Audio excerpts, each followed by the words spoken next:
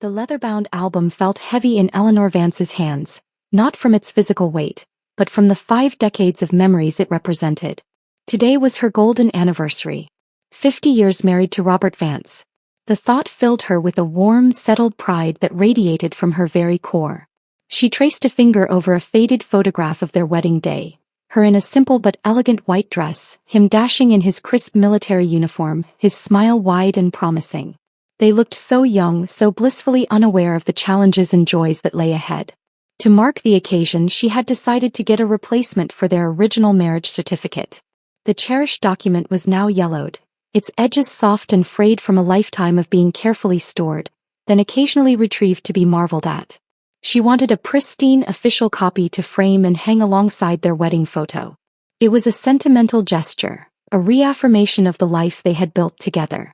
The county clerk's office was a study in bureaucratic efficiency, fluorescent lights humming overhead, the scent of paper and toner hanging in the air, the quiet click-clack of keyboards providing a monotonous soundtrack. Eleanor took a numbered ticket and waited, the fragile certificate held gently in her lap. She felt a small, silly thrill of anticipation, like she was about to receive a new copy of their love itself. When her number was called, she approached the counter where a young man with earnest eyes and wire-rimmed spectacles sat. He offered her a polite, professional smile. "How can I help you today, ma'am?" he asked. "I'd like to request a certified replacement copy of my marriage certificate, please," Eleanor said, her voice warm. She slid the old document through the slot in the glass partition. "It's our 50th anniversary today." "Oh, congratulations," the clerk said, his smile becoming more genuine. "That's a wonderful milestone." He took the paper with careful hands, appreciating its age. "Let's get you a nice new one to celebrate." He began typing, his eyes flicking between the old certificate and his computer screen. His efficient tapping slowed. Then it stopped. A faint line appeared between his brows. He typed a few more commands, his frown deepening into a look of profound confusion. He looked at the certificate, then back at the screen, then back at the certificate. Eleanor's pleasant anticipation began to curdle into a trickle of unease. "Is everything all right?" she asked. The clerk looked up, his expression a mixture of apology and bewilderment. "I'm sorry, ma'am, I must be having a system error today. Could you please confirm the names and the date of the marriage for me again?" "Of course," Eleanor said, a nervous laugh escaping her. "Robert Michael Vance and Eleanor Rose Gallagher. September 14, 1973. He typed again, his movements now hesitant. The silence stretched, punctuated only by the hum of the lights. Finally, he looked up, and the look in his eyes made the bottom drop out of Eleanor's stomach. It was pure, unadulterated pity. "Mrs. Vance.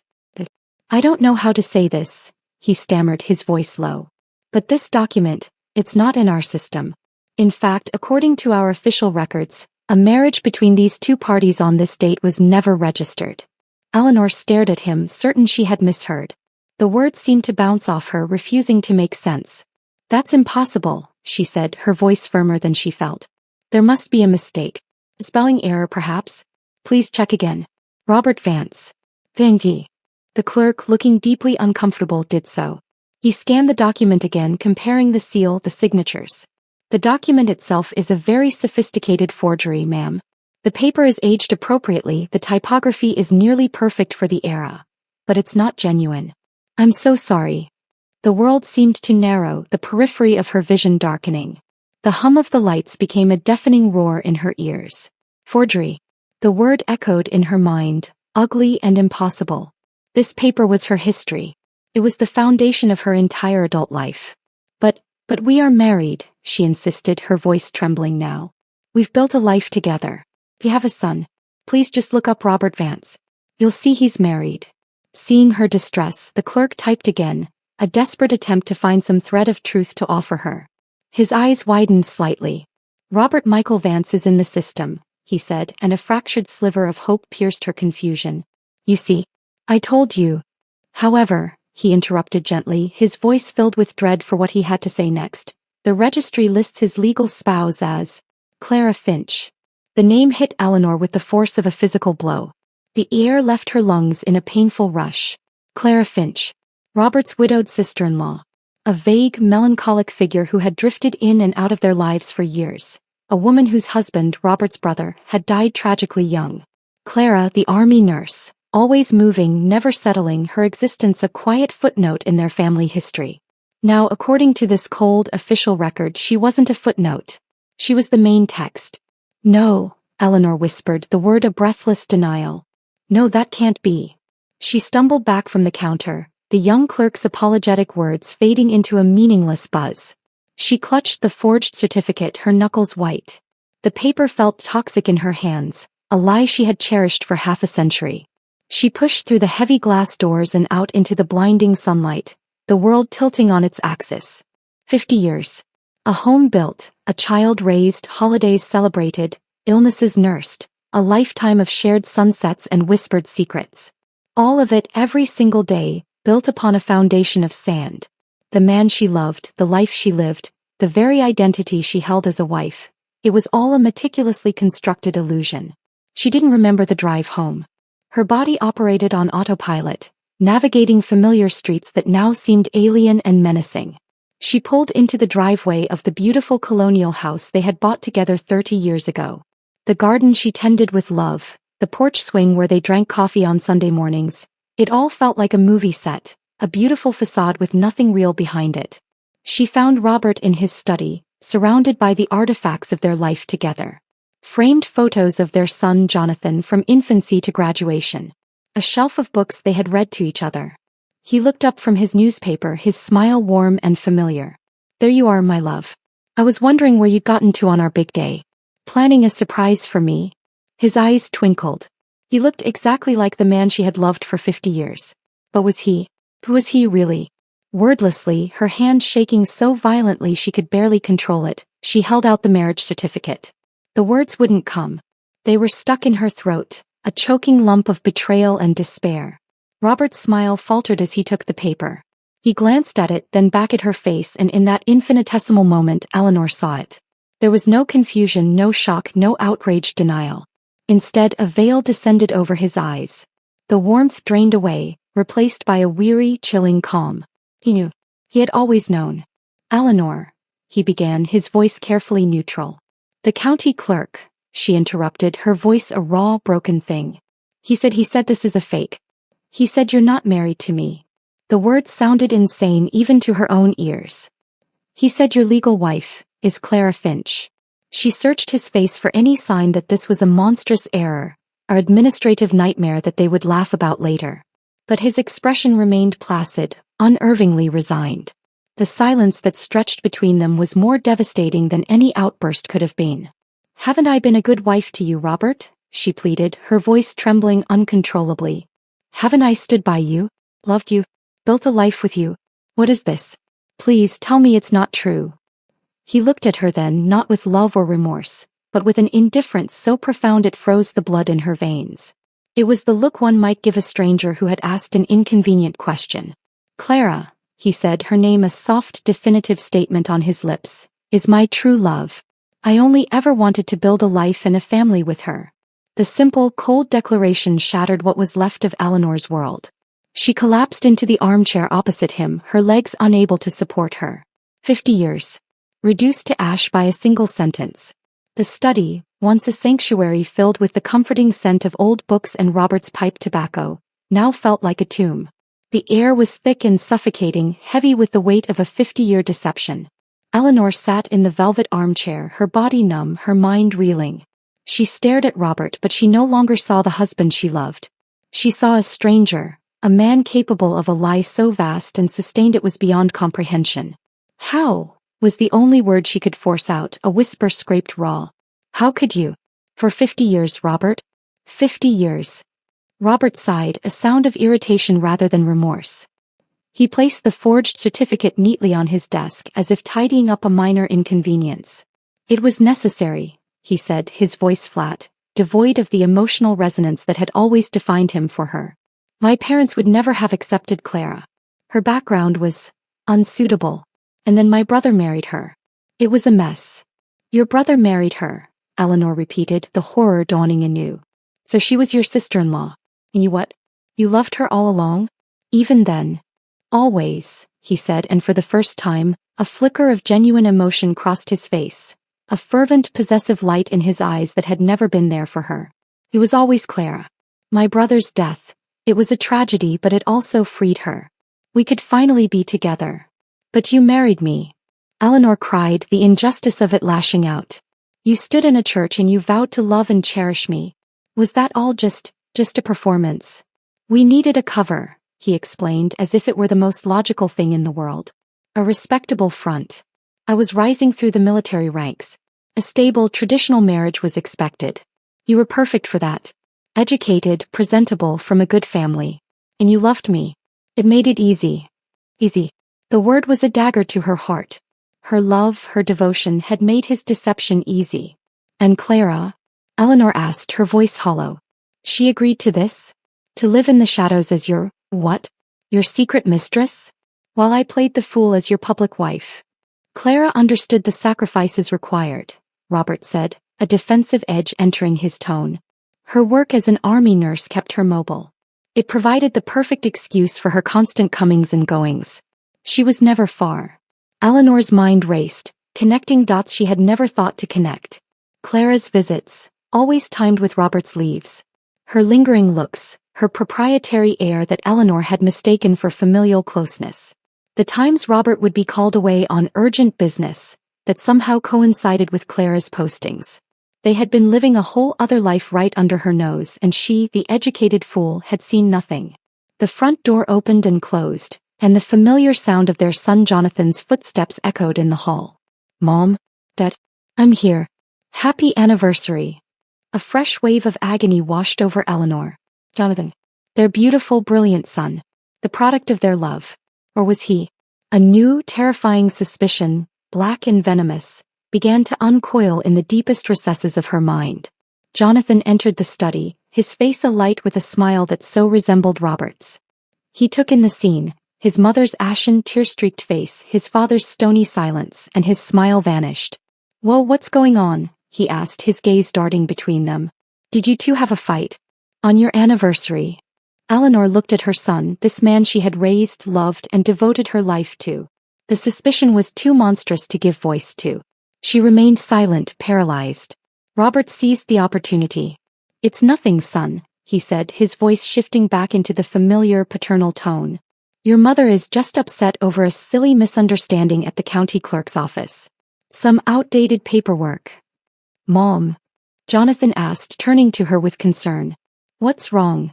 "The dam broke." The words tumbled out in a torrent of grief and betrayal.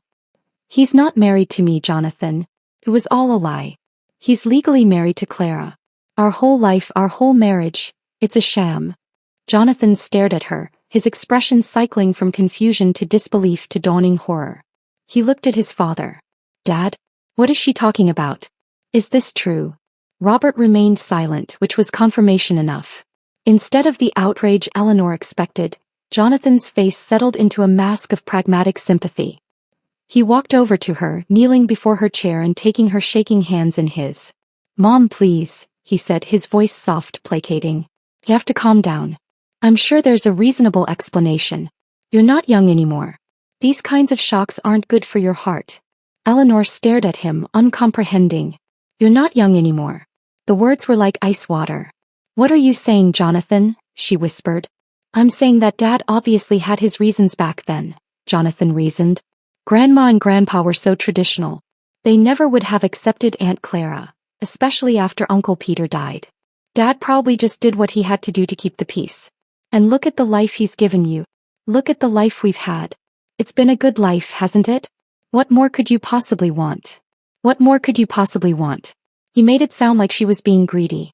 As if her desire for her marriage to be real, for her husband to have loved her, was an unreasonable demand after 50 years of service to a lie. His words were meant to comfort, but they were the final, cruelest twist of the knife. They revealed a horrifying truth. Her son, her only child, either knew about this or was so deeply enmeshed in his father's worldview that he could rationalize this monumental betrayal. He was choosing his father's comfort over her reality.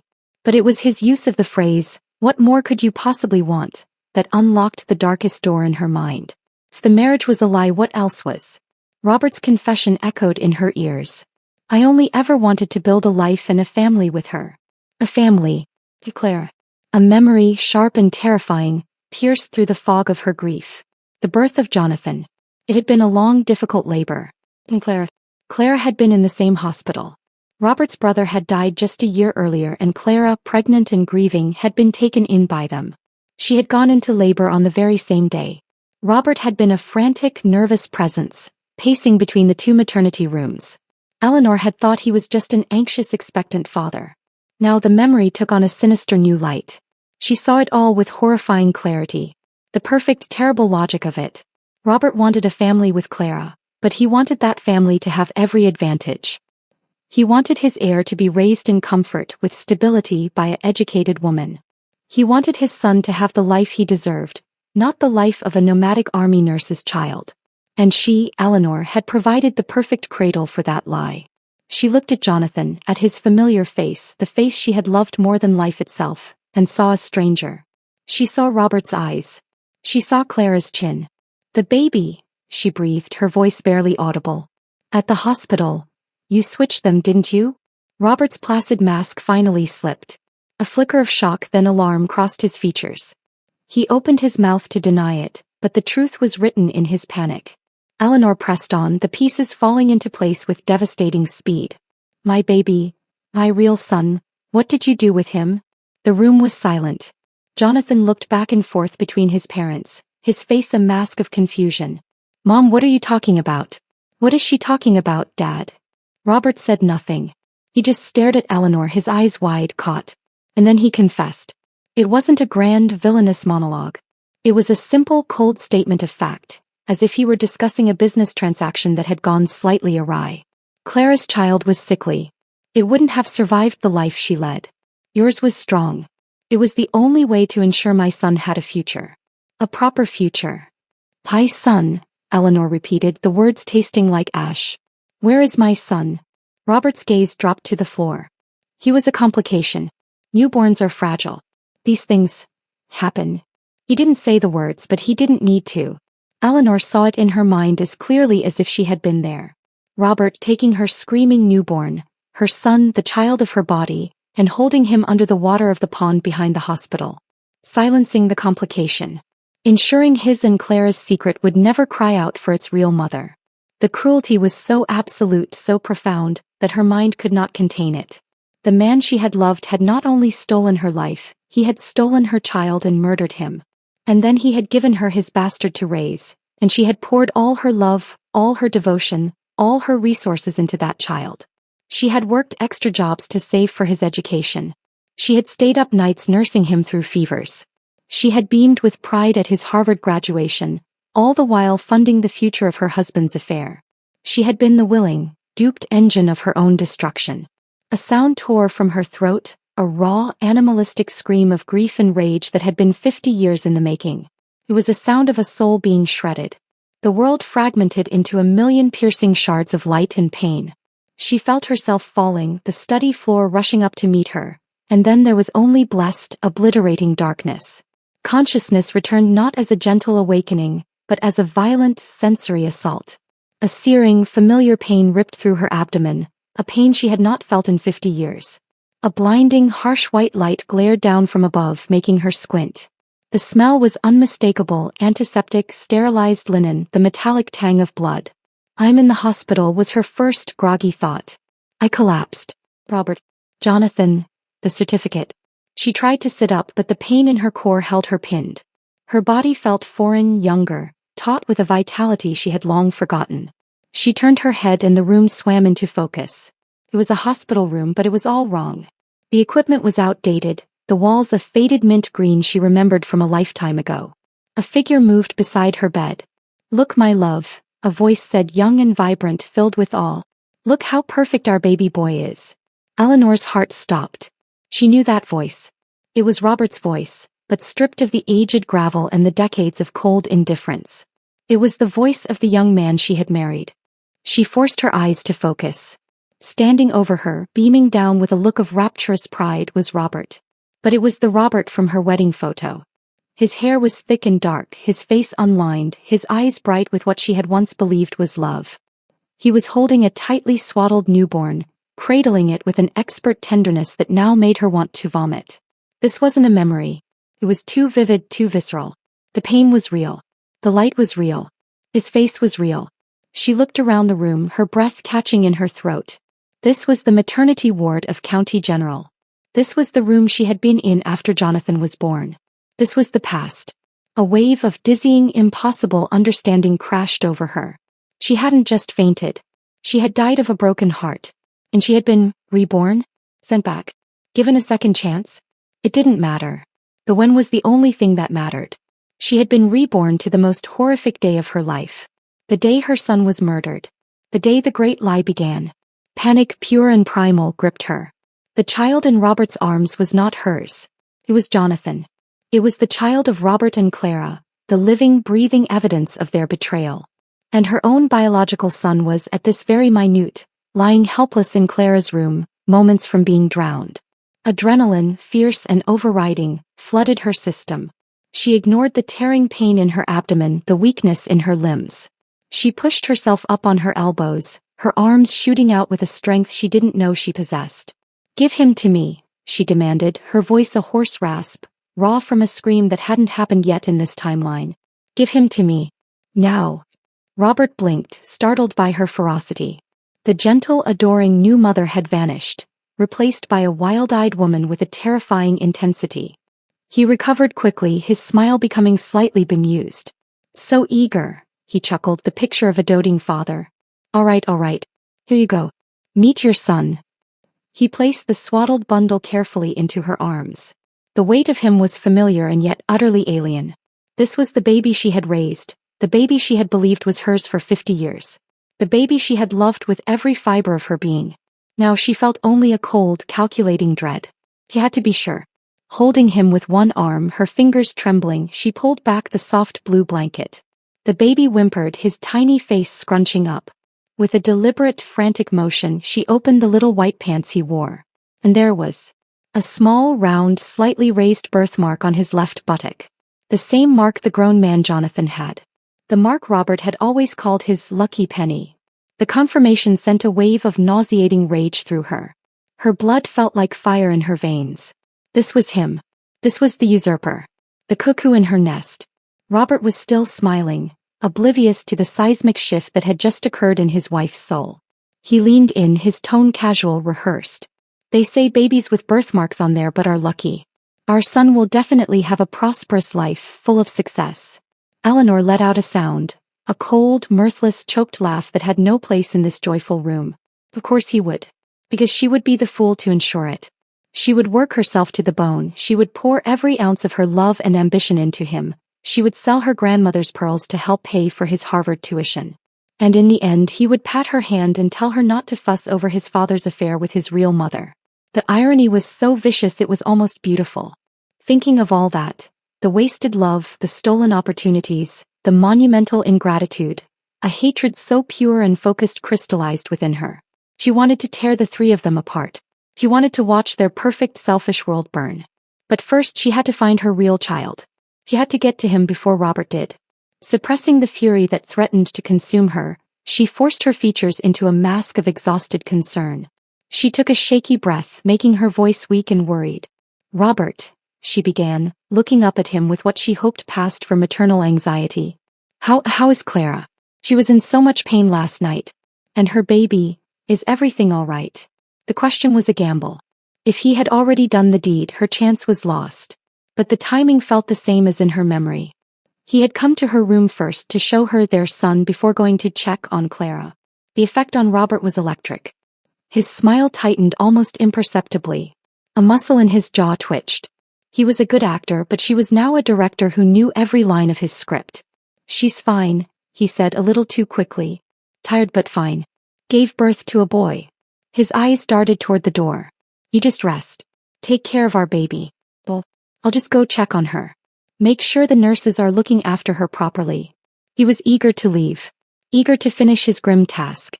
"Of course," Eleanor whispered, pulling the baby, Jonathan, close to her chest, playing her part. "Please give her my love." He nodded, gave her one last distracted smile and almost bolted from the room. The moment the door clicked shut, the meekness vanished from Eleanor's face. It was replaced by a look of fierce, determined resolve. She was alone. and she had a very small window of opportunity. She reached for the call button on her bedside table and pressed it firmly. A few moments later, a middle-aged nurse with a kind, weary face entered the room. "Everything all right, dear?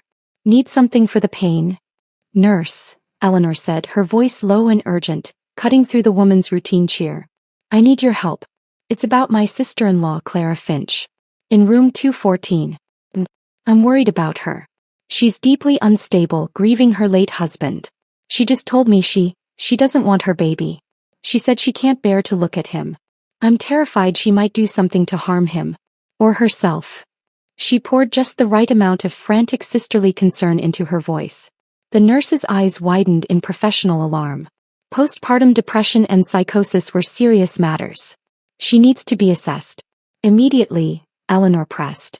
"And her brother, my husband, he's just gone down there. He's not thinking clearly, he's too emotional. He might try to stop you from helping her. You need to get them both out of that room. Take them to a consulting room. Say it's standard procedure. Please. It's urgent." The nurse, now fully engaged, nodded briskly. "Don't you worry, Mrs. Vance. We'll handle this. You just rest." She turned and hurried from the room, her footsteps echoing purposefully down the hall. Eleanor's heart was hammering against her ribs. It was a lie, a terrible slander against a woman who, in this moment, was probably just exhausted and sad. But it was a necessary lie. She had to get Robert and Clara out of that room. She counted to 60, each second an eternity. Then, moving with a strength born of pure desperation, she swung her legs over the side of the bed. The pain was excruciating, a hot knife in her gut, but she ignored it. She stood, her legs wobbling, and clutched the bedside table for support. She grabbed the swaddled baby from the bassinet. Holding him against her chest, she shuffled out of her room and into the corridor. The hall was quiet, the only sound the distant clatter of a meal cart. She moved as quickly as she could, her body screaming in protest, toward room 214. He paused outside the door. She could hear voices inside, Robert's, raised in frustration, and the calm, firm tone of the nurse. Good. Her plan was working. Peeking through the small window in the door, she saw the nurse ushering a confused and protesting Robert and a pale, weary-looking Clara out of the room. "It's just a standard psychological assessment, Captain Vance, for the mother's well-being. It will only take a moment." As their footsteps faded down the hall, Eleanor didn't hesitate. She pushed the door open and slipped inside. The room was identical to hers, but it felt colder, emptier. And there, on the narrow hospital bed, lying alone and utterly still, was a tiny, fragile newborn. He wasn't swaddled neatly. He was just lying on his back on a rough hospital blanket, his chest barely moving. His skin had a faint, bluish tinge. He had been left to die of neglect or something worse. A love so profound and instinctual it transcended time itself erupted in Eleanor's soul. It was a pull, a recognition that went deeper than memory, deeper than reason. This was her son. Her blood. Her child. Tears, hot and unreserved, streamed down her face. She didn't bother to wipe them away. She lunged forward, ignoring the screaming pain in her body. In one swift, decisive motion, she placed the baby she had been holding, Robert and Clara's son, onto the bare bed. Then, with infinite tenderness, she gathered the tiny, fragile body of her true son into her arms. She pulled the soft blue blanket from the other baby and wrapped it tightly around him, cradling him against her heart. He felt lighter, smaller. A fierce, protective fury surged through her. They had left him to die. "I'm here," she whispered into his downy head, her voice thick with tears. "Mama's here. I've got you. I'm so sorry. I'm so sorry I wasn't here before. I'm here now. And I will never, ever leave you again." He made a small, mewling sound, a faint spark of life, and nuzzled against her chest. She had done it. She had switched them back. Holding her precious rescued son, Eleanor Vance shuffled back to her room, her body aching but her spirit soaring with a triumphant, ferocious joy. The game was now afoot, and she knew every single move her opponent would make. Back in the safety of her room, Eleanor collapsed onto the bed, clutching her son to her chest. The adrenaline that had fueled her mission began to ebb, leaving behind a bone-deep exhaustion and the searing pain of her body's trauma. But it was a pain she welcomed. It was real. It was for her child. She examined him in the light, her heart swelling with a love so intense it was almost painful. He was perfect. His features were finer than the other babies, his hair a little darker. He felt right in her arms in a way the other child never had, a truth she could only recognize now with the hindsight of a lifetime. She traced his cheek with a trembling finger, and he turned his head toward her touch, a tiny instinctual gesture that brought fresh tears to her eyes. This was the moment she had been robbed of. This pure, unadulterated bond untouched by betrayal. She had just settled him into the bassinet when the door to her room opened.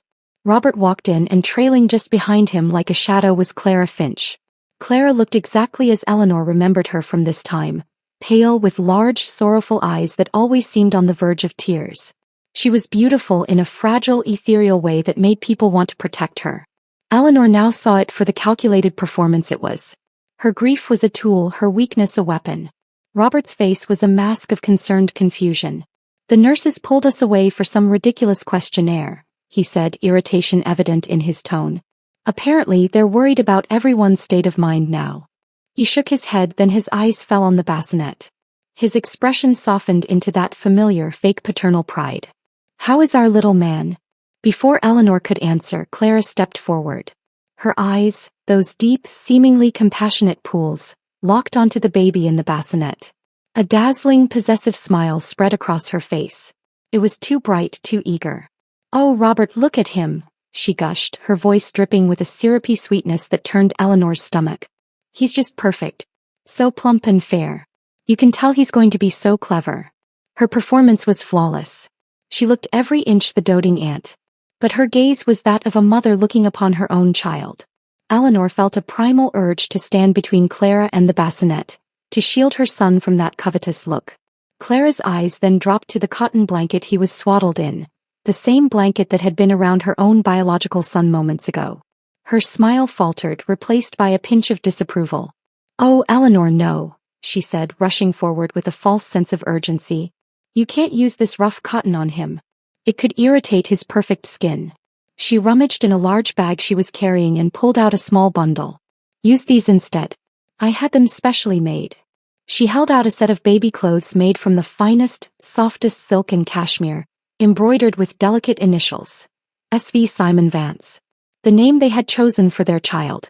Eleanor stared at the offering, her blood running cold. The audacity was breathtaking. Then Clara leaned in, her hands outstretched, clearly eager to take the baby from the bassinet, to dress him herself, to claim him. Eleanor moved faster than she thought possible. She shifted her body, blocking Clara's path, and placed a protective hand on the bassinet. Her tone when she spoke was colder than the hospital's linoleum floor. "He's my child," she said, each word sharp and precise. "I will take care of him." The rebuff was so direct, so unlike the pliable, agreeable Eleanor she had always been, that it left Clara momentarily stunned. Her outstretched hands froze in midair. The dazzling smile on her face flickered and died, replaced by a flash of pure, unguarded irritation. She recovered quickly, forcing the smile back onto her lips, but it no longer reached her eyes. "Of course," Clara said, her voice slightly strained. "You're a college graduate after all. I'm sure you'll raise him well. You'll help him become someone truly great." She continued to look at the baby with a gaze full of naked affection, as if he were truly hers. The display was so grotesque it made Eleanor's stomach churn. This woman was mourning the child she believed to be dead, the child she had willingly left to die, while coveting the one she thought was her own. The psychological dissonance was staggering. It was then that Robert, perhaps sensing the tension, decided to intervene. He stepped forward, his voice adopting a gentle, placating tone he often used when he wanted his own way. "Now that the baby's here," he said, smiling at them both, "we should make it official. We need to choose a name. I've always been fond of Simon. Simon Vance. It has a strong, elegant ring to it, don't you think?" Eleanor remembered this moment from her previous life. He had presented her with a list of names, all of them chosen in advance by him and Clara. He had always favored Simon the most. He liked it because she did. In her first life, Eleanor had agreed, wanting to please her handsome husband. Now the name sounded like a curse. She rejected it on the spot, her voice leaving no room for argument. "No. His name will be Daniel. Daniel Vance." The room went silent. Robert's smile vanished, replaced by a dark confusion. Clara's forced pleasantry melted into a look of sharp displeasure. "Daniel," Robert repeated as if tasting something unpleasant. "Eleanor, we discussed this. We agreed on the names from the list I gave you. Simon is so much more distinguished." Eleanor met his gaze evenly. She gave him a cold, knowing smile and gestured slightly toward the bassinet. Then why don't you raise him yourself? Since you're so invested in the name. Robert blinked, thrown completely off balance. What are you talking about? You seem to have very strong opinions on how my child should be named and cared for, she continued, her voice dripping with false sweetness. If you're so certain, perhaps you should stay home and do it. What?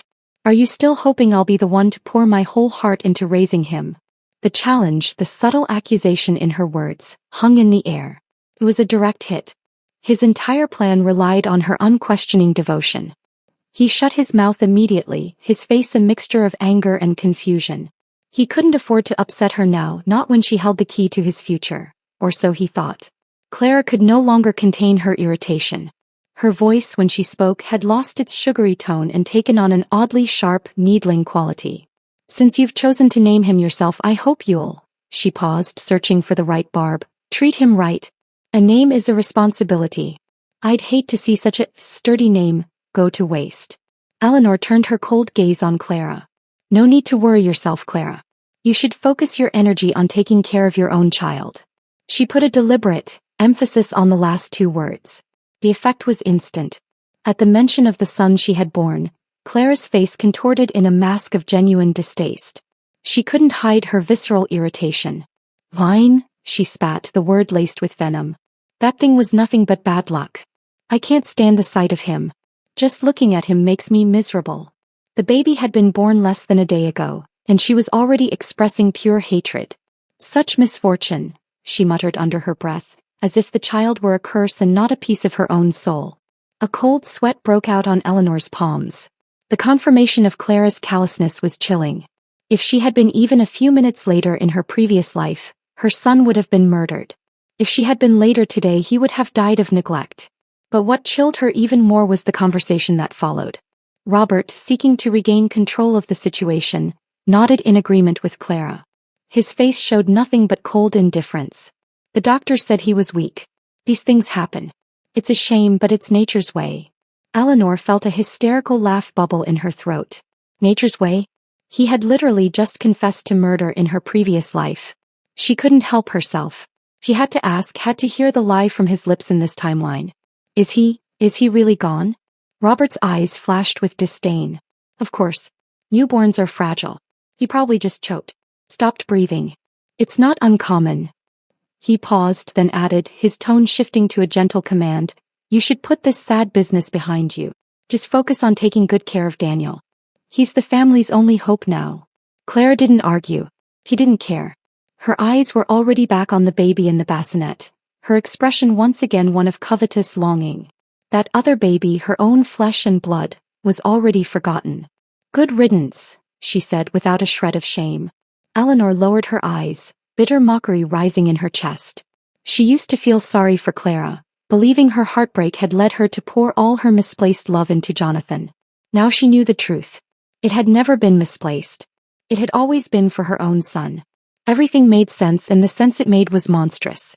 Fighting the urge to scream at them, to tear their eyes out, she gave them a few cold, dismissive words. I'm very tired. I need to rest. Please leave. They left, Robert confused and irritated, Clara casting one last longing look at the baby she believed was hers. Once alone, Eleanor's resolve hardened into steel. She had seen their true faces. There would be no remorse, no redemption. They were toxic, and they needed to be excised from her life and the life of her son. But first she had to be certain. As soon as she felt strong enough, she made the painful journey down to the hospital's morgue. With a story about being a grieving aunt needing to say a final goodbye, she was allowed a moment. There, on a cold slab, was the tiny, lifeless body of Clara's baby. The baby Robert had drowned. A wave of sorrow, not for the child, but for the horrific act itself, washed over her. She took a careful look, confirming the birthmark was there. This was the child they had killed with their own hands. The evidence of their crime. She committed every detail to memory. It was a grim necessity. On her slow, painful walk back to the maternity ward, she took a quieter corridor to avoid the main traffic. And there, entangled in a dimly lit corner, were Robert and Clara. They were locked in a passionate, desperate kiss, completely oblivious to the world around them. Eleanor froze, pressing herself against the cold wall, hidden in shadow. She heard Clara's voice, gasping and breathless between kisses. David, we finally got rid of that little curse today. You're not feeling guilty, are you? After all, he was your son. Robert's voice, full of a tender passion he had never shown her, replied without a moment's hesitation. Of course not. The only child I care about is the one you gave birth to. The one she had was just a worthless brat. Then he added with a smug conspiratorial grin she could hear in his voice. Still, she's proven useful. Smart enough to raise our child without suspecting a thing. And once we're stationed at the base, no one will be around to interfere. Isn't that what you've always wanted? Clara blushed, playfully punching his chest. Ah, you're such a scoundrel. The conversation was so vile, so devoid of basic humanity, that Eleanor's stomach revolted. A wave of nausea overwhelmed her. Without thinking, driven by a rage so pure it bypassed reason, she grabbed a loose brick that had fallen from a nearby repair cart. Taking advantage of their tangled, oblivious state, she hurled it with all her strength toward them. It clattered against the wall just inches from their heads, shattering the quiet and their passionate moment. They jumped apart with startled yelps, panicked and scrambling to compose themselves, looking around frantically for the source of the attack. But Eleanor was already gone, melting back into the shadows and hurrying back to her room, her heart pounding not with fear, but with a savage, satisfying fury. The war had begun. The following weeks were a masterclass in duplicity. Eleanor played her part to perfection. She was the exhausted new mother, the understanding wife, the grieving sister-in-law. She allowed Robert and Clara to believe their plan was proceeding flawlessly. She came home from the hospital to the house that was supposed to be her home, a place that now felt like a beautifully furnished prison. Robert and Clara had moved in together under one roof, a fact that had once been explained away by Clara's grief and need for family support. Now the arrangement felt brazen, an open secret they flaunted right under her nose. While Eleanor recovered from the birth and cared for her newborn son, Daniel, around the clock, Clara held court in the guest room like a queen. She stayed in bed all day demanding trays of food, complaining of fatigue and a broken spirit. Robert doted on her, feeding her himself, speaking to her in low, intimate tones. Sometimes, when his attentions to Clara became too obvious, he would remember his act and turn to Eleanor. "You understand, don't you, Ellie?" he'd say, his voice oozing false concern. "Clara lost her baby. She's emotionally fragile. You're so strong. You're the only one I can count on now." Eleanor would simply nod, saying nothing. His hypocrisy was staggering.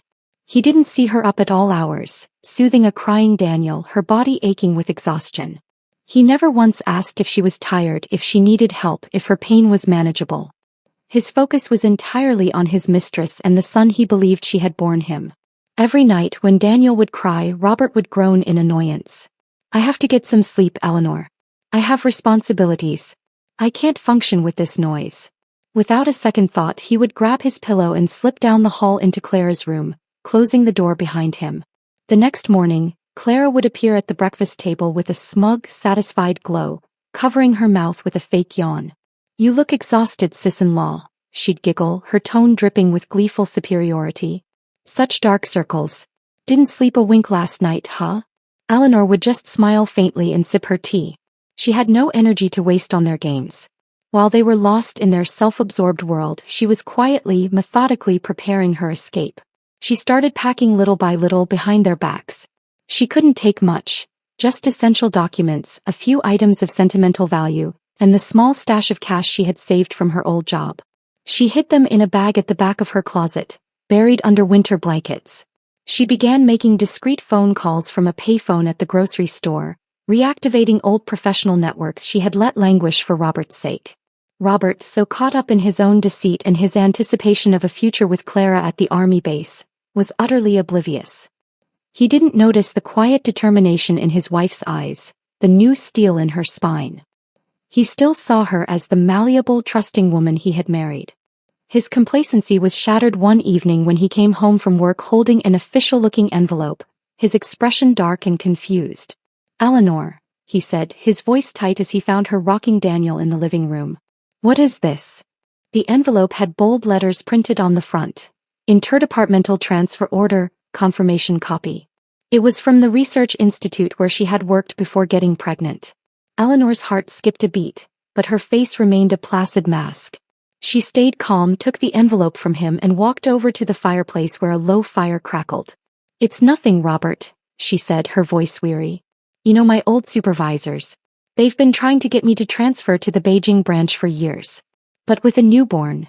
She tossed the envelope into the flames. It caught immediately, the edges curling and blackening. "How could I possibly leave you two? It's just a formality. I've already written to them to refuse." She knew exactly what Robert wanted to hear. The transfer letter, now meaningless ash, burned quietly. His expression relaxed, the suspicion replaced by smug satisfaction. He believed he had her exactly where he wanted her. "That's my girl," he said, his voice warm with approval. "That's good. A married woman should be home raising her child. It's where you belong. You're so smart. Perfect for teaching our son." He was already envisioning the future he had planned for her. A glorified, unpaid tutor for his heir. Then, as if to shift the subject and reassert his control, he added, "The baby's almost a month old. I'm planning a banquet to celebrate. A proper one. After all, he's our family's only heir. We should show him off." Eleanor looked up from Daniel's sleeping face and smiled. A genuine smile that reached her eyes for the first time in weeks. "Sounds perfect," she agreed easily. "The more people, the merrier." Robert beamed, believing her enthusiasm was for the celebration. He didn't see the cold fire behind her eyes. He didn't realize she was enthusiastic for an entirely different reason. The celebration wouldn't be a showcase of his heir. It would be the stage for his very public downfall. The trap was set. All she had to do was wait for him to walk into it. True to his word, Robert pulled out all the stops. He booked the grandest banquet hall at the upscale Guiding restaurant, a place all polished brass and crisp white tablecloths. He invited everyone, high-ranking military officers, his colleagues, distant relatives, old family friends. He wanted the world to see Captain Robert Vance, the family man, celebrating his heir. The air buzzed with conversation and clinking glasses. Robert, resplendent in a new tailored suit, moved through the crowd, shaking hands, accepting congratulations, his grin so wide it looked like it might split his face. By his side, glowing with triumph, was Clara. She wore a stylish, form-fitting Western dress, her arm often linked with Robert's. To any objective observer, they looked more like the married couple than Robert and the pale, quietly dressed Eleanor holding the baby in the corner. Eleanor watched them, her expression neutral. She held Daniel close, drawing strength from his warm, sleeping weight. She was a specter at her own feast, a quiet volcano waiting to erupt. As the celebration reached its peak, Robert tapped a knife against his glass, calling for silence. The room quieted, all eyes turning toward him. He cleared his throat, his face a picture of proud affection as he looked at Eleanor. "Friends, family, distinguished colleagues," he began, his voice projecting through the room. "Thank you all for coming to celebrate our son, the newest little Vance." A wave of affectionate laughter rippled through the crowd. "I especially want to thank my wife, Eleanor." He turned to her with a look of such deep, fake affection it made her skin crawl. "Thank you for giving me this perfect son. But as you all know, my duty calls. I'll be heading to my new post soon, and Clara, as dedicated Army medical staff, will be joining me. So I'm counting on you, my love, to hold down the fort. To raise him well. I have every faith you'll raise him into someone truly exceptional." It was a masterpiece of manipulation. He was publicly praising her while simultaneously announcing his abandonment, wrapping it all in the flag of duty and sacrifice. The crowd ate it up. Murmurs of admiration for his service filled the room. Clara's smile was radiant, victorious. "Don't you worry, sis-in-law," she added, her voice carrying easily. "I'll take good care of Robert for you. You just focus on raising the little one at home." She made it sound like Eleanor was being given a menial chore while they jetted off to a life of adventure. The people around them nodded approvingly, praising their nobility, their selfless dedication to country over family. Eleanor felt her fists clench beneath Daniel's blanket. Robert had pressured her into giving up her career to stay home, and now he was being celebrated for doing the opposite with Clara. The senior officers were particularly pleased. One grizzled general clapped Robert on the back. "Even Comrade Emily treats this child as her own. It's clear your family gets along very harmoniously. I feel confident in trusting this mission to you, Captain Vance." Robert beamed, puffing out his chest with pride. Relatives took turns coming over to coo at the baby. One of Robert's aunts, a sweet-faced elderly woman, held Daniel for a moment and chuckled, "Oh, Eleanor, he has your look about him. Round the eyes. He's going to be a heartbreaker, this one. It was an innocent, kindly remark. But Clara, overhearing it, scowled. She shot the aunt a venomous glare and immediately swooped in, snatching the baby back with a possessiveness that was jarring. Boys should resemble their fathers, she said sharply, her voice losing its sugary tone. He clearly takes after Robert. They're practically cut from the same mold. The aunt glanced at Eleanor, embarrassed and awkward, but Eleanor just gave a small, forgiving smile. She said nothing. The pieces were aligning perfectly. Clara, eager to spend a few more precious moments with the baby she believed was hers, held him close. But she had barely held him for a few minutes when he suddenly burst into loud, inconsolable wails right in her face. Startled, Clara let out a small shriek. A warm dampness spread through the fine silk of her dress and onto the blanket. The baby had chosen that moment to have a spectacular diaper leak. The kindly aunt jumped into action. "Oh dear, looks like someone's had an accident. Let me help you change him, dear." Clara's affection for the child, Eleanor observed, clearly did not extend to the messier aspects of motherhood. Her face was a mask of disgust. She wrinkled her nose and handed the squalling, wet baby off to the aunt as if he were a toxic waste bag, then stood back to watch from a safe distance.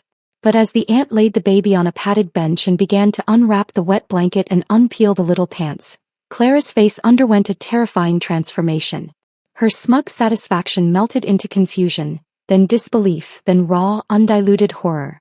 A shrill, ear-piercing scream escaped her lips, cutting through the party's murmur.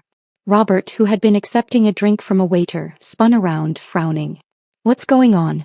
Clara, why are you shouting?" But Clara was beyond hearing. She stood frozen, pointing a trembling finger at the baby's now exposed skin. Her voice, when it came, was a strangled whisper. Why doesn't he have the birthmark?" The question hung in the suddenly silent room. Most of the guests were confused, but Robert's face immediately lost all its color. He knew exactly what she meant. He lunged forward, grabbing the baby from the flustered aunt and frantically checking his skin, turning him over and over in a desperate, rough search. In the entire past month, neither he nor Clara had bothered to truly care for the baby. This was their first time actually seeing him undressed. They searched with a growing, panicked desperation. The baby, irritated and frightened by the rough handling, screwed up his face and cried even harder. Eleanor chose that moment to step forward. Her voice was urgent and scolding, the picture of an outraged mother. "Robert, what in God's name are you doing? Give me back my son." Her words snapped Clara out of her stupor. When she heard Eleanor's voice, she snapped her head around, her eyes wild with a dawning, horrific understanding. She lunged at Eleanor, shrieking, her hands clawing the air.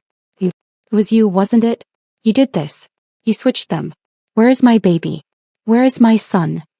Eleanor shoved her away with one strong arm and took her son back from a stunned Robert, holding Daniel tightly against her chest. Her voice was icy, projecting to the now utterly silent, rapt audience. "What are you talking about, Clara? I don't understand a word you're saying. This is my son, Daniel Vance. How could he possibly be yours?" She let the question hang in the air before delivering the coup de grace. "Wasn't your poor child stillborn?" Clara's face twisted into a grotesque mask of rage and panic. Her words were jumbled, hysterical. "No, that's not right. You switched them. You stole my baby. Give him back to me." Eleanor stared her down, the corners of her mouth curling into a cold, pitiless smile. She had prepared for this. She reached into the large diaper bag she had brought and pulled out a small stack of black and white photographs. "I think the grief has been too much for you, Clara," she said, her voice loud and clear for all to hear. "I even asked the hospital to take pictures of your son for the funeral records. You and Robert were too distraught to make the arrangements, so I handled it. I paid for it all." She held up one of the photos. "I know you're heartbroken, but that doesn't mean you can pretend my child is yours." In the photo was the lifeless body of the baby they had drowned. And on his skin, clear and distinct, was the round birthmark. A collective gasp went through the crowd. Clara stared at the photo as if it were a venomous snake. She shook from head to toe, refusing to accept the truth that she had killed her own child. "No," she screamed, her voice cracking with hysteria. "That's impossible. It was supposed to be your son who died." The silence in the banquet hall was absolute. You could have heard a pin drop. And then the whispers began, slowly at first, then building into a roar of shocked speculation. Robert's face was a ghastly shade of gray. He was caught. The guest's eyes, once full of admiration, were now wide with shock and dawning disgust. "Captain Armstrong," someone finally called out, their voice laced with confusion and judgment. "What is the meaning of this? Didn't Comrade Clara's baby pass away? Your child is perfectly healthy." Everyone knew it was Clara's baby who had died. The child in Eleanor's arms was hers. No one could make sense of Clara's outburst, and the scene descended into chaos. David tried to speak, to bluster his way out, but his words were a jumble of incoherent excuses. Clara, seeing her perfect world crumbling, completely lost her mind. "The one who died wasn't," she shrieked. But Robert, in a moment of desperate self-preservation, reached out and clamped his hand over her mouth. He glanced frantically at the senior officers, their faces now like thunder. "Shut up," he hissed under his breath. "Are you insane?" Clara fought against him, pounding her fists on his chest, her eyes bloodshot. "You heartless bastard. You were in on it. You plotted this with her. You tricked me. You told me the one who drowned was Eleanor's son. That our son was safe. Give me back my son."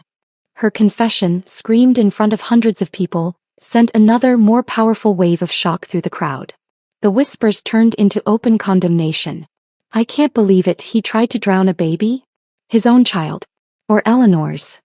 They're monsters. Both of them." Eleanor stood at the epicenter of the storm, holding her son, watching the chaos unfold with cold, grim satisfaction. The celebratory banquet had become a public execution of their reputations.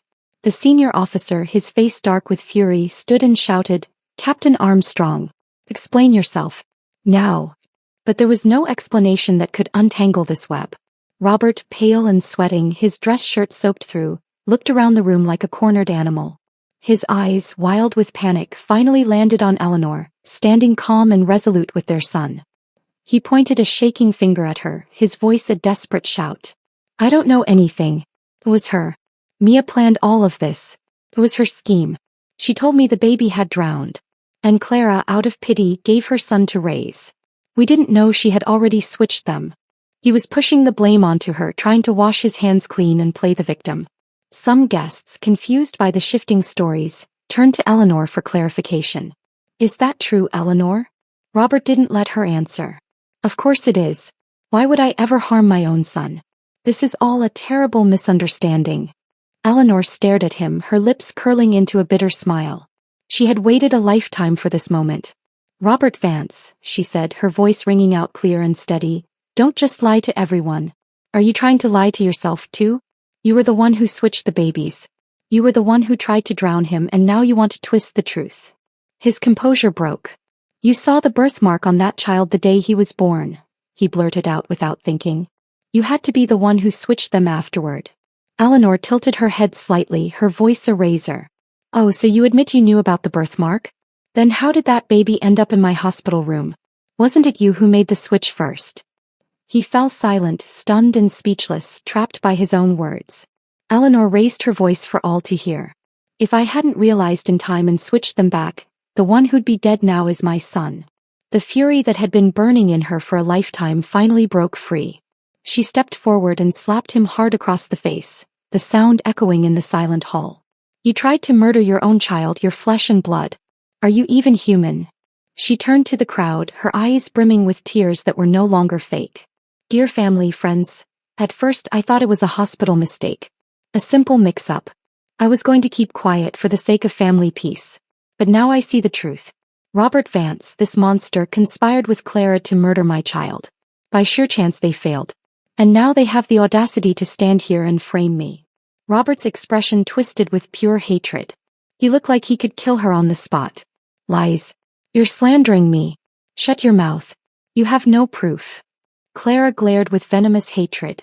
"Stop pretending. My son is dead. Yours is alive. Isn't that proof enough? You murderer." But their stories were shredded, their logic in tatters. No one was convinced. The evidence of their own hysterical words was enough. The senior officer had seen and heard enough. His voice, stern and final, cut through the noise. "Enough, Captain Vance. I'm deeply disappointed. Your lies are an insult to everyone here. Do you take us for fools?" Robert's face turned desperate. "Sir, please, this has nothing to do with me. Let me explain. You need to reflect on your actions. the officer interrupted coldly. You are relieved of your command. You will not be going to the new post. As for the crimes you may have committed, they will be investigated thoroughly. At those words, the last of the color drained from Robert's face. His lips trembled. His career, his future, his honor. It was all gone, evaporated in a few minutes of public scandal. His legs buckled and he collapsed to the floor in a heap of defeated misery. The officer then turned to Eleanor, his expression softening with genuine sincerity and shame. Comrade Vance. I failed in my oversight. I didn't notice his misconduct in time. This is ultimately your family's matter. It is not my place to intervene too much. You must decide for yourself what to do next. Eleanor understood what he was offering. A chance for her to choose her own path without official interference. She nodded, her voice firm. Thank you for your concern, sir. But I promise this will never happen again. I'm transferring to Beijing. I've already accepted a position. The words hit Robert like a physical blow. He looked up from the floor, his eyes wide with a new kind of panic. No, he whispered. Then louder, no, that's not possible. You burned the transfer letter yourself. I saw you. Eleanor gave him a cool, victorious glance. That was just the notification copy, Robert. The real transfer order was processed and confirmed the moment it was sent out. I'm leaving. And I'm taking my son with me. The reality of his loss, not just of his career but of his carefully laid plans, crashed down on him. His eyes met hers, dark with a rage born of utter powerlessness. We're husband and wife, he seethed, his voice a low, threatening growl. I won't let you leave me. You'll never get away. I'm your husband. Are you really going to turn your back on me? Eleanor simply smiled. She had been waiting for this moment. She reached into her diaper bag one final time and pulled out the pieces of their torn, forged marriage certificate. She tossed the fragments at his feet like confetti. His face twisted slightly. Why would you tear that up? You think that changes anything? Even if you shred it, it doesn't undo our marriage. Eleanor nodded, a slow, deliberate clap. Exactly. Even if I tear it to pieces, it doesn't undo our marriage. She paused, letting the confusion show on his face before delivering the final blow. Because we were never really married in the first place. Robert's expression faltered.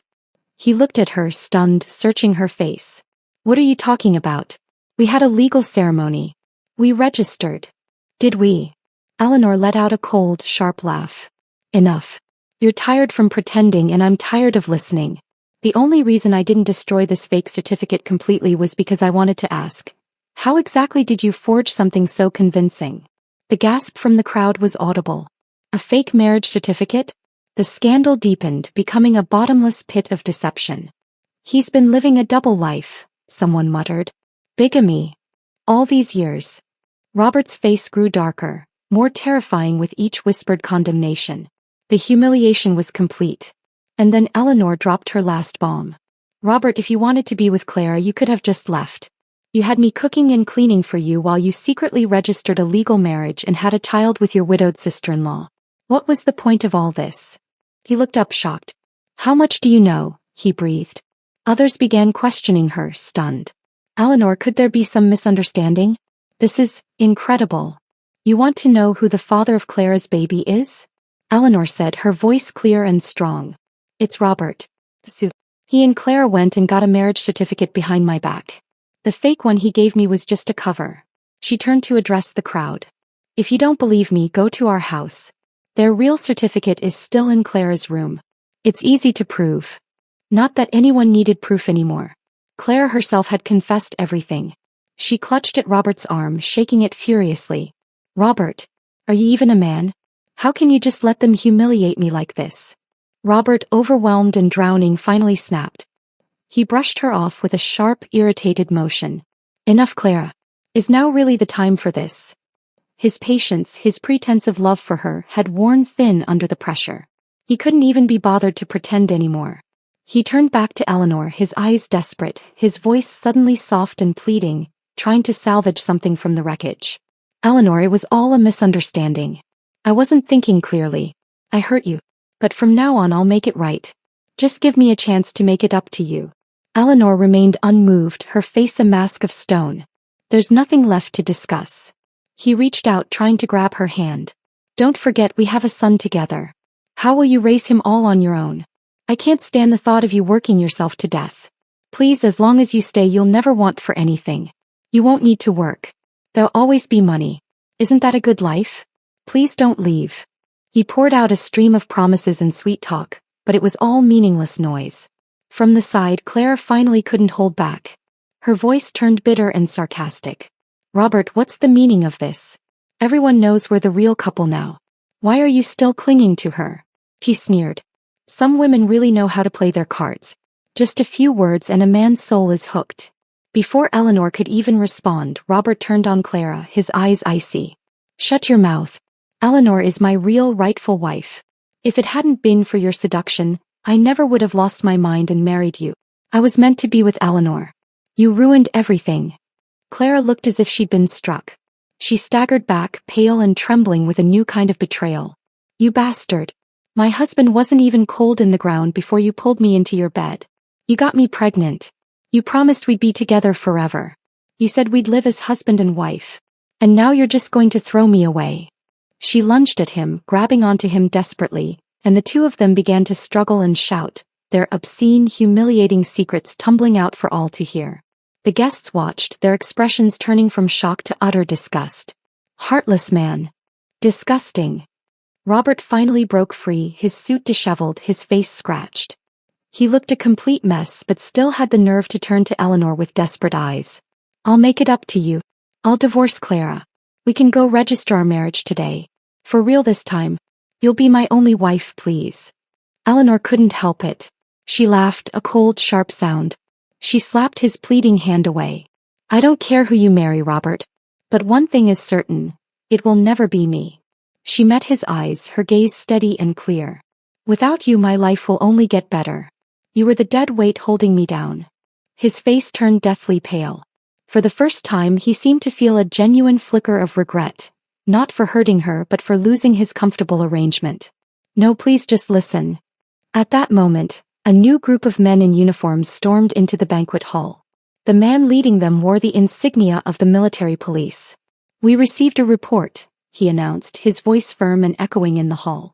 Captain Robert Vance is under investigation for abuse of power, forgery of official documents, and violation of military conduct. Please come with us. Gasp swept the room. Robert was restrained.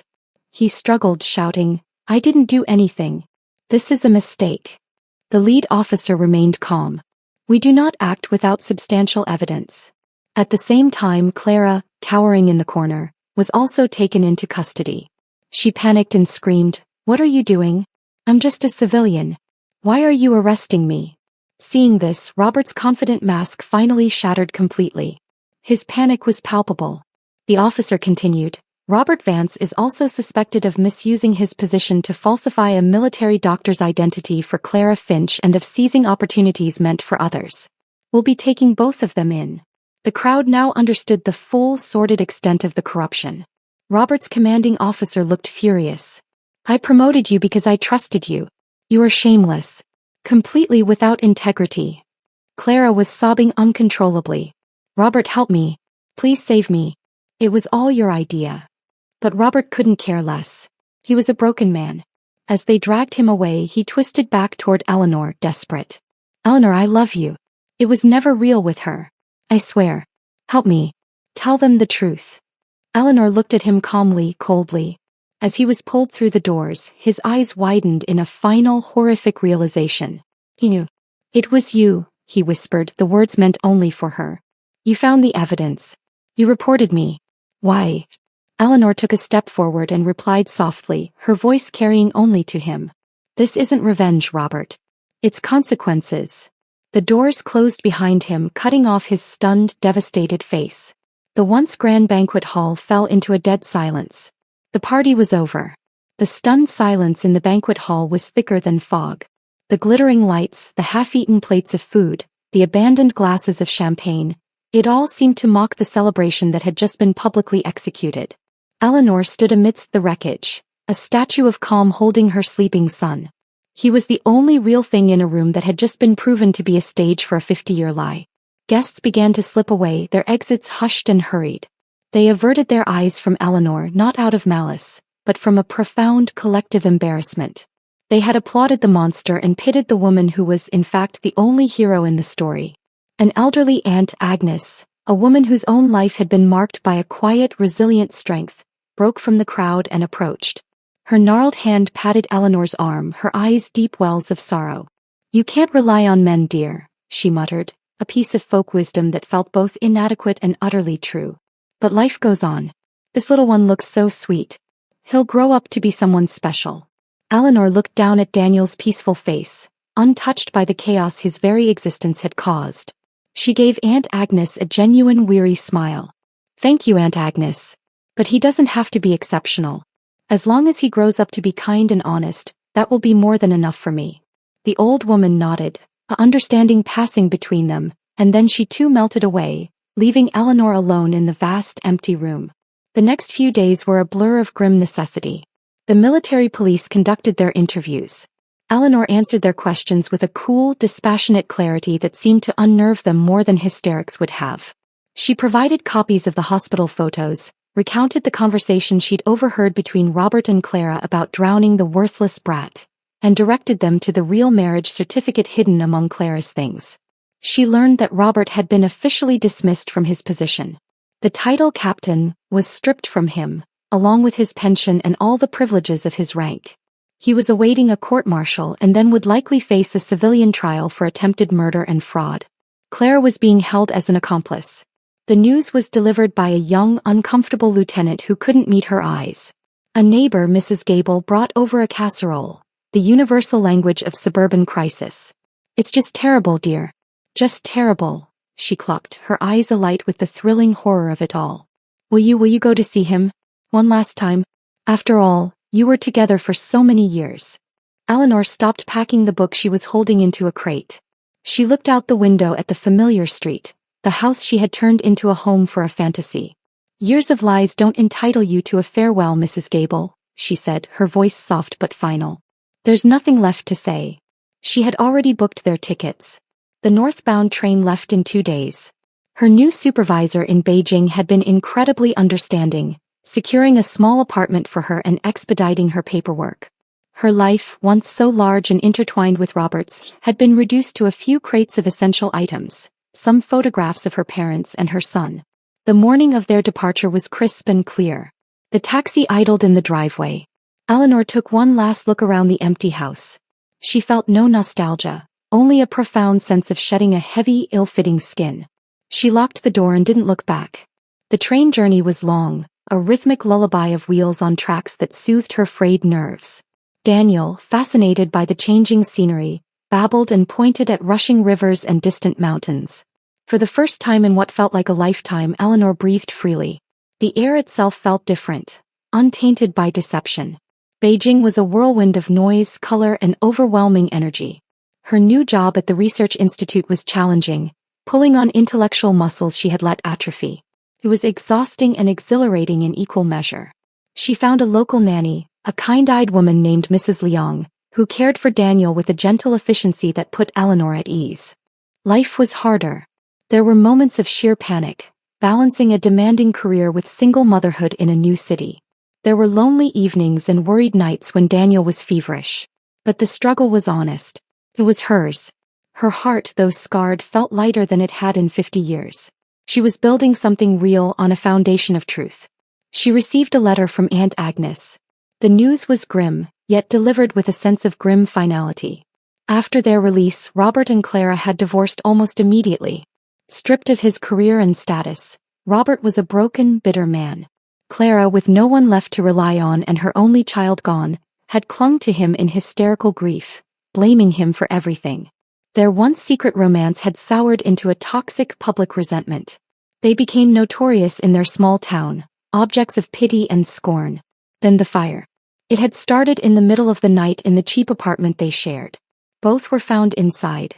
The official report suggested faulty wiring, but the rumor Aunt Agnes wrote was that Clara had finally snapped, barricading them in and setting the blaze. A final, terrible act of ensuring they would be together forever, even in death. The letter also contained a sober request. Robert had left behind a small, meager savings book.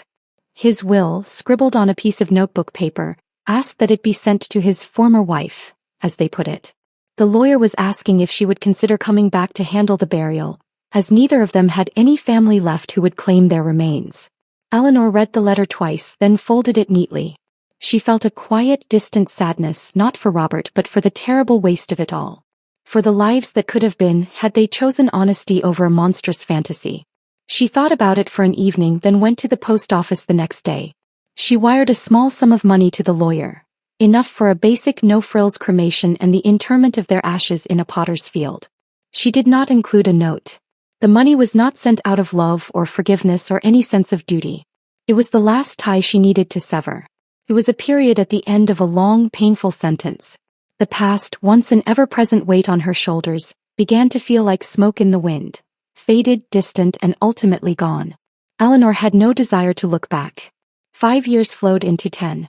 Eleanor's career at the Institute flourished. Her work on agricultural sustainability earned her respect and a modest fame in her field. She had bought a small, sun-drenched apartment on the outskirts of Beijing, with a balcony that looked out over a park where willow trees dipped their branches into a lazy stream. Daniel grew from a chubby-cheeked baby into a bright, inquisitive boy. He had her thoughtful eyes and a gentle, earnest nature that was entirely his own. He knew his father was a man who had made very bad choices, and was no longer alive. Eleanor answered his questions with a simple, age-appropriate honesty, shielding him from the horrific details but never lying. She would not build her life with her son on a foundation of lies, no matter how well-intentioned. One crisp autumn afternoon, golden sunlight poured into the living room, filling it with a warm, brilliant glow. Eleanor was reviewing a paper at her desk, her reading glasses perched on her nose. Daniel, now 14, was sprawled on the rug, sketching in a notebook. A comfortable silence rested between them, broken only by the scratch of pencil on paper and the turning of pages. A gust of wind blew through the open balcony door, carrying the scent of dry leaves and distant rain. A single perfect ginkgo leaf, shaped like a tiny fan and the color of sunshine, drifted inside. It spun lazily in the air before landing softly on the page of Daniel's sketchbook. He looked up, his eyes following the leaf's path, and then pointed toward the window. "Look, Mama," he said, his voice no longer a child's but not yet a man's. "It's gold." Eleanor looked up from her work. He saw the leaf on his book. She saw the sunlight catching the dust motes in the air, turning them into a dance of diamonds. She saw her son's face, open and content, untouched by the shadows that had once darkened her world. A profound peace settled over her, so complete it was almost a physical sensation. The relentless anger that had fueled her for so long had finally burned itself out, leaving behind not ashes, but a fertile ground for a new life. She thought of Robert and Clara, not with hatred but with a distant, quiet pity. They were a tragic footnote in her history, a cautionary tale of what happened when vanity and selfishness eclipsed humanity. Their story was over, ended in fire and fear. Her story was still being written. It was here in this sun-filled room. It was in the work that challenged her mind. It was in the young man her son was becoming. A kind, smart boy who knew the value of truth because his mother had fought a war for it. She got up from her desk and walked over to him. She picked up the golden leaf from his book and twirled it by its stem. "It is gold," she said, smiling down at him. "It's perfect." She placed the leaf back in his hand and kissed the top of his head. He smiled, a little embarrassed by the affection, but he didn't pull away. Eleanor walked to the balcony and looked out at the world. The sky was a vast, endless blue. The future stretched out before her, bright and unknown and entirely her own. She had not just rewritten her story, she had reclaimed her soul. The long winter of her life was finally, undeniably, over.